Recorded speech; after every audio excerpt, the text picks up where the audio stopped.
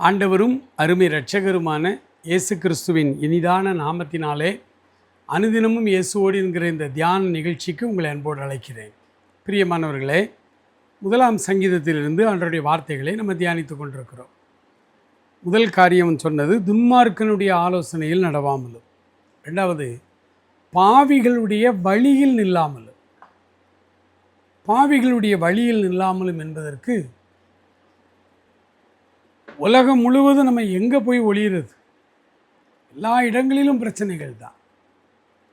ஆனால் பாவிகளின் வழியில் நில்லாமலும் என்கிற இந்த வார்த்தைக்கு வேதத்தில் இருந்து ஒரு அழகான உதாரணத்தை நான் உங்களுக்கு சொல்ல விரும்புகிறேன்.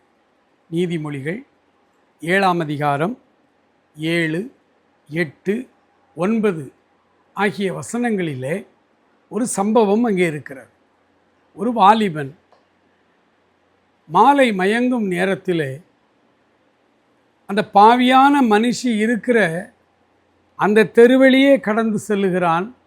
அவளுடைய வீட்டு வழியாய், வாசல் வழியாய் அவன் கடந்து போகும் பொழுது அந்த பெண் அவனை மறித்து பாவத்திற்கு நேராய் அவனை இழுத்து கொண்டு போகிறாள்.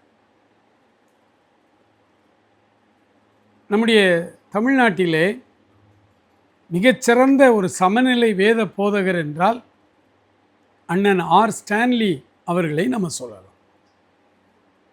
மிகச்சிறந்த ஒரு மனிதர். வாலிபர்களிடம் மேல் அவ்வளவு பாசம், தாகம் உள்ளவர். ஒரு முறை அவர் வாலிபர்களுக்கு கொடுத்த ஆலோசனையிலே,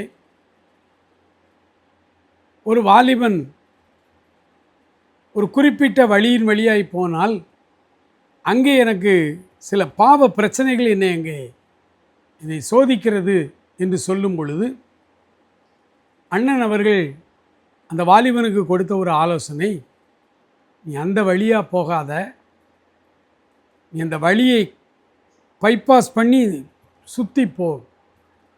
பிரதர், 2 கிலோமீட்டர் நான் அதிகமாக நடக்க வேண்டியிருக்கும் கல்லூரி செல்வதற்கு. பரவாயில்ல.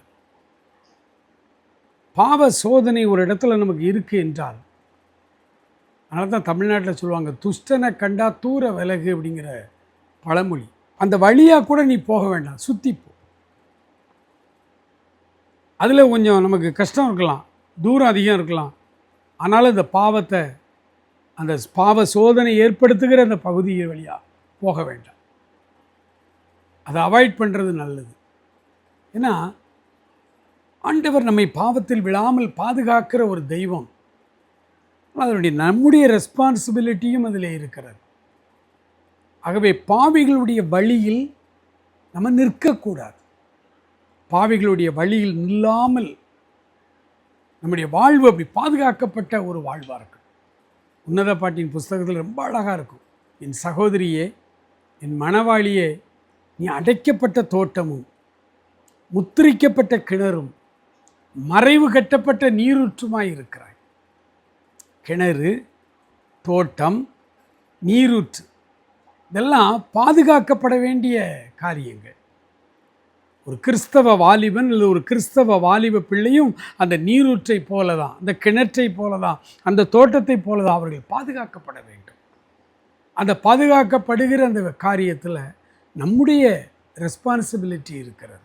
வாலிபன் தன் வழியை எதினால் சுத்தம் பண்ணுவான்?